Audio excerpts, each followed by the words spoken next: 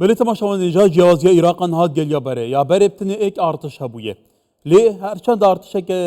داپلوسینر با تپاسر کرد با لی یک ارتش هبویه یک سیستم سربازی هبویه عراق پشتی 2003 هم تایبتی پشتی 2009 و دهان 11 شوندا عراق که فرا گروپیه یعنی به دهان گروپین چکدار و گوته گوتن به اجندات جدا به برنامه جدا اعاز جدا برنامه به گمان به شواز جدا اوان گروپان فرمه که یاسای ورگرتیه به چک دولتی به پار دولتی هری به سر خود تقینه دپقینه چارچوب مقاومه اسلامی ده به هر اوای که بم گرو هبون اوان گروپان به وی اوای او مترسین تنه بحث کردن که دی ببنا آرمان شو دی عراق روشه بره کی وشید میوانه که می جایه برای سیاسی عزیز شروع بکاری سیاسی الاستودیو میوانه منه کای کسی بخیر بی دوست باس کارشان يعني أوي كاتبيني دكين لواني جدي به كإسرائيل أم جروبا شك درنا بكاتا ماش مالكي دالي أو عمار الحكيم دالي يعني كواتا فعلا إسرائيل جدية أم جروبا شك درنا بكاتا ماش بياني باش كارجان سلاو رزلو زنابتو بيناراني كردستان بالشار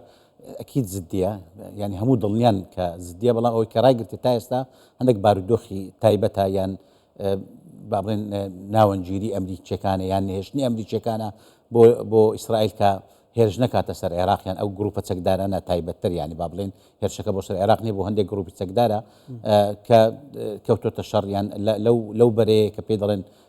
بري مقاومه يعني بري ايراني هرنا واشتري هبي لو ناوانكا برامبر اسرائيل وحتى امريكا شا فيم وايكا اگر او سانسوري امريكا نبيان او ريغري امريكا نبي لميجبو او هيرشان اسرائيل هادو اسرائيل نزيكي هشتا امانزي لا هشتا هشت امانزي لا العراق كهيرشام كاتسري او باسم كرتا استا اويكا او باردوخي راغرتيا نيونجيليكي امريكايان بابلين او فشاري امريكا لسر اسرائيل كعراق نكات تصاورواني اويكا امريكا تصاوروان دك لا بابلين لواني كاركري سياسي للعراق يعني اواني دصلات يعني العراق ك يعني سنورك دانين لبو او جروبانا كبيمواني زور باساني بتوان او كاريب كان كواتا من جيجي سرنجا يعني او جروبا شكدرانا زور جادا صلات يعني لدى صلاتي سوبا عراق زياتره ببي برجوان دي خانو اجندتي خويان حول ددنو شردكنو دتقينن كواتا اسانا حكومه اسانا هر او جروبانا حكومتيان بكنايا يعني دا صلاتي جروبا سكدار كان بيكينري حكومته كان اوي يعني كمان كزور زار من البار من الدكن لسر حكومه يعني سيضل ما او حكومه من هنا يتبيش يعني ببوني ما او حكومته بردوامه يعني دروز بوا يعني بهم همان ديزاين لا يعني كاني سوارسيوي همان جيب به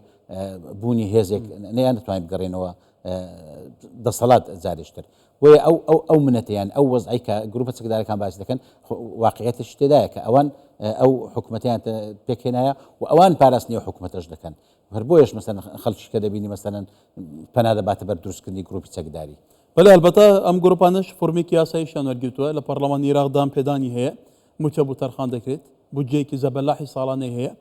چکیش ده دسیان دای چکی که هر پیشکتو که لوانه هندک لو جوره چک اسپای عراقش نبی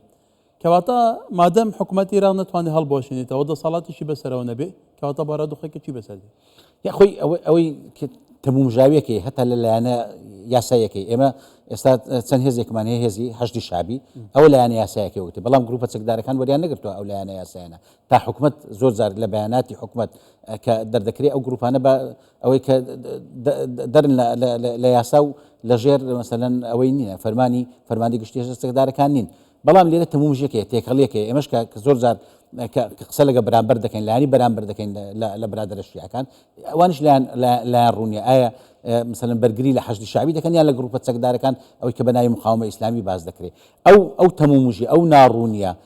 لاي في مواية سعودية كان زور رونيا اما دزاين حتى جروبة سكدار كانش سود لا بارا ولا لامكانيات دوله العراق ورده قرن دنا مثلا جروبيك العراق بوهمو هيزا بوهمو درونا بوهمو ركيتو مشكانا يعني او اسانه مثلا الاخويا والله في موايا لهمو لاك يعني دز بردن زور يعني بو زانياري زور زاني او كوبونو استاد كريو فشار لسر بر السودان شيء تايبت لمساله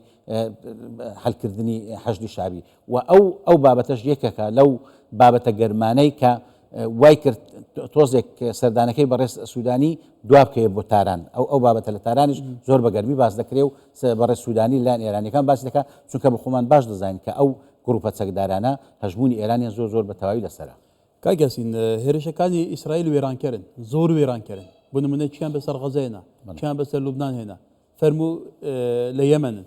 هەنی کەواتە عێراق بەرگەی هێرشی بەم شێوە کاریگەریەی ئیسرائیل دەگرێت کەواتە ئەمە بۆ خۆی حکوومەتی عێراق ناچار ناکات کە فعلا هەڵویستێکی جدی بگرێتە بەر خۆی حکوومەتی عێراق ناچارە یان دەبی کۆنتترۆل بکە وەزەکەی یان دەبی لە ناوچی ئەو وەزە ینی حکوومەتی عێراقی ناتوانانی وا بەردەوام بی ینی ئەو ناوەنجیریان ئەو ڕاوەستان لە بڵێن لە چوارچێوەشی ناوەڕاست لە بینی ئەو هەموو بابەتانە ناتوانێت بەردەوام بی و هەموو چاودێرە سەربازەکانیان شارەزا سەربازەکان دەڵێن عێراق هیچ توانایە بە تایبەتی لە ئاسمانەوە هیچ توانای نییە کە بەرگری لە هیچ شتێک بکات لا ئەگەر خوا نەخواستە مەسەن هێرشەشی فراوانی وەکو هێرشانی کە ئیسرائیل کردی بەرامبەر غەزایان بەرامبەر لوبنان یان هەتا ئێستا بەرامبەر سووریا یانی ئەو هێزە چەکدان توانە سەربازیانی سووریا شەمول لە ناوچوو لەو بابەتانە وێ پێم وانە ینی ئێستا حکوومەتی عێراقی بەزدی حکوومەتی عێراقی لە نێوان دوو هەڵبژاردەی زۆر ناخۆشە یان دەبی کۆنتترۆلیان بکە کە ئەو زۆر زەحمەتە یان دەبی خۆیان هەڵەشێنەوە و دوورکەونەوە لە پرۆسی سیاسی عێراق کەویش زەحمەتە هەوش زەحمەتە تازە دەستبەرداری ئەو بابەتە بن بەڵام ناچارن یەک لەو دوو هەڵبژاردەی هەڵبژێرن کەواتە باسەوە دەکە نوری مالکی بە تەمایە هێزێکی تر دروست بکات هێزێکی دیری چەکدار بە ناوی پارێزەرانی دەوڵەت ئەمە چۆن نەبینە ئالتەرناتیڤێکە بەوەی کە ئەم گروپە چەکدارانە هەڵبەشێنێتەوە یعنی خۆی باش دەن کە ئەم مالکی کە کاتی بۆ سەرۆکی حکوومەتیش پێشتر لە دوو دەورەی حکوومەتی هەبوو سەرۆکاتی حکوومەت 2014 تقریبا هێزێکی چەکداری هەبوو هەر بەو ناوەی بەڵام ئەو هێزە چەکداریە بەشێک بوو لە هێزە چەکدارەکانی عێراق و سەر بە نووسینگەی تایبەتی سەرۆکی حکوومەت بوو ئێستا ئەو بیرۆکێک کە ئێستا باز دەکرێتەوە پێم وایە کە مالیکی زۆر جار لەوانی تر تۆزێک مامەڵە زیاتر لەگەر واقع دەکا ئەگەر بیەوەی خۆی دەدێت تا ئێستاش وەکو ڕسمی مالیکی هیچ هێزێکی لە ناو حەشد شابیش نییە یان لە گروپە چەکدارەکان نیە بەڵام ئەگەر بیر بکاتەوە لەو بابەتەی ئەو شتێکی خراپە بۆ ئێمە دەمانوێت دەوڵەت بەقوت بکرێ یان هێزی چەکداری پتەوتر بکرێ دروستکردنی هەر میلیشایەکە یان هەر هێزێک چەکداری لە دەرەوەی ئەو بابەتە توش هەمان گرفتمان دەکاتەوە دەبتە بەرلایەکی زۆر لە ناو هێزە چەکدارەکان کە ئەوش بەڕاستی مەترسی ئەمنی و ئاسایشی هەیە بۆ سەر هەموو عێراق خۆتەزانی لە عێراق حتا کە باسی چارکەوەی هەوبەندی شیعەکانیش بکەین جیاوازی زۆر هەیە لە چونیتی ئیدارەکردنی وڵات جیاوازی لە بەرژەوەندی جیاوازی لە ئەجنداتی دەرش هەیە کەواتە بە ئامانجگرتنی گروپە چەکدارەکان وازی ناوخۆی ئەوان چون دەبێت پێ بڵێم ینی ئەو هێزە سیاسیانە کە ئەو هێزە چەکدارانە تەواو پاڵپشتیان دەکەن بەنەمانی ئەو هێزانە یان بە لێدانێکی توندی ئەو هێزە چەکدارانە کە چ گروپی چەکدار بن چه هەتا ئەوانەی لە ناو بەشێشیان حەشد شابی ئەوانش زار بزار توش هێرش دەبنەوە بەڵام پێم وایە کە ناتوانن بەردەوام بن لە پرۆسی سیاسی ئەگەر ئەو هێزە چەکدارانە نەبینێت کەگەسین توزێک بازنی نیقاشەکەمان فراوانتر دەکەین هەڵبەتە گۆرانکاریەکانی ناوچەکە هەمووی پێکەوە لەوانە پەیوەست بێ گۆرینی خەریتەی سیاسی ئەو گۆرانکاریە جیۆپۆلیتیکانێکە هەیە لە هەمانکەدا لە قالبدانی بەرژەوەندەکانی ئێران نەمانی هیلالی شیعە خۆتەزانی لە عێراق ئێران زۆر باڵا دەستە لە تایبەتی حکوومەتێرە کە زۆرینی شیعەیە کەواتە ئەگەر ئێمە باز بکەین ئەوەش بەشێک نییە لەو گۆرانکاریانە پێشگەلەوە گروپی چەکدار هەیە و لە چارچەوەی بەرەی مقاومە خۆی بەداخەوە هەموو هێلکەکانی پرۆسی سیاسی لە عێراق هاوشترایتە دەست ئێرانیش تووشی وەکو بڵێن لێدانیش زۆر گەورە بوو یان تووشی زەرێکی زۆر گەورە بوو ئەم زۆر باز دەکەم وەزیر خارجی پێشتریان ئەمیر عەبدوڵڵاهیان کە ئەوەی لەگەر سەرۆک کۆمار لە حادثەی ئەوەکەی وەفاتی کرد باز دەکات دەڵێت لە دەستوری سووریای ئەو کاتی باز دەکات لە دەستوری سووریای یعنی تەواو شکستی پرۆژەی ئێرانی لە هەموو ناوچەکە ئەگەر سووریان ئێستا بەس عێراقی لە دەستماوە یەمن شتێکی پێم وانێ زۆر ئەوە بچووکە دوورە دەستە ئەوەی لە دەستماوە عێراق ئەگەر بە ژیرانە مامەڵە لەگەر وەزی عێراق نەکرێ پێم وایە کە پرۆژەی ئێرانی و ئەو پرۆژەیەکە کە باز لە مەحوەری مقاومە و ئەوانە دەکا هەمووی بە تێک بتەژە و ساڵی 2025 پێم وایە شتێکی وای تێدا دەبی کەواتە گۆرانکاریەکان لە عێراق بەرەو چوارڕاستەی دەبوون تا ئێستا کاتیە دوورە لە عێراق بەڵام هەر کاتێک دروست بێتەوە یان عێراق تێوە بگرە لەو بابەتەیە پێم وایە کات تووشی عێراقش دەبێت کەواتە مادام پشتوێنەی ئەساسیەکەی ئیران ئێستا عێراقە پشتی پێبەستێ لە زۆر مەسەلەوە لە زۆر ئاراستەی ترەوە لە سپیکردنی پارە و لە زۆر شتی ترەوە کەواتە پێت وایە عێراق بەدەرەبێت لەو گۆرانکاریانە کە بە تایبەتی ئیسرائیل و ئەمریکا مەبەستیانە دەستی ئیران لە ڕۆژهەڵاتی ناوەڕاست زۆر کورتکردنەوە ئیران بەشێک لە قالبدەم ببێتە دەوڵەتێکی ئاسایی ئێران ئێستا لەو قۆناغیدایە هەکار لەو قۆناغی کە خۆی بپارێزی پێم وانی ئەگەر بێت و ئێران هەروە بووە بەرژەوەندەکانی لە فەڵەستین لە لوبناان حتا لە سووریا کە سنتەری بەرژەوەندەکان بوو لە ڕۆژهڵاتی ناوەڕاست دەستی لێ شەشاوە کاتێک ئێران دەزانی ینی دەسەڵاتی ئێرانی باش دەزان کاتێک کە هەڕەشەکان ڕوبەڕویان دەبێتەوە ڕاستە خۆ ینی دەست بەرداری هەموو لایەنەکان دەبن و عێراق شتێکە لەوانەکە ینی با بڵێن ئەوەیە کە ئێران دەست بەرداری بی کەواتە بەستەوە دەکرێت حتا هەسکاریەکی تر هەسکاریەکی جارێکی دیکە خۆدەزانی مەسەلە تایفیەکان ئەو هەسکاری لە بینی سونە و شیعە هەیە حتا گۆرانکاری دیموگرافیش باسەوە دەکرێت فەڵەستینیەکان بێنە ئەمبار عنی کومەلشتی تر هەیە سونەکانی شخوایان ئامادە کردووە بۆ گۆرانکاریەکان کەواتە کە زۆرفێکی وا بێتە پێشەوە گڕۆپە چەکدارەکان ئەنکۆ شیعەکان لاواز بکرێن لە عێراقا پێتوانیە لە لایەکی ترەوە ئینتیقامێکی ناوخۆ دروست بێ ینی پێم وانە ینی ئەزمموی سووریامان لە پێشە 13 ساڵە ئێران ئیش دەکە لە سووریا بەڵام بە چەند سەعاتێک بە چەند ڕۆژێک ئەو پرۆژە ئێرانی هەموو تێک پێت یعنی ئەو پرۆژە تائیفیە ئەو پرۆژەی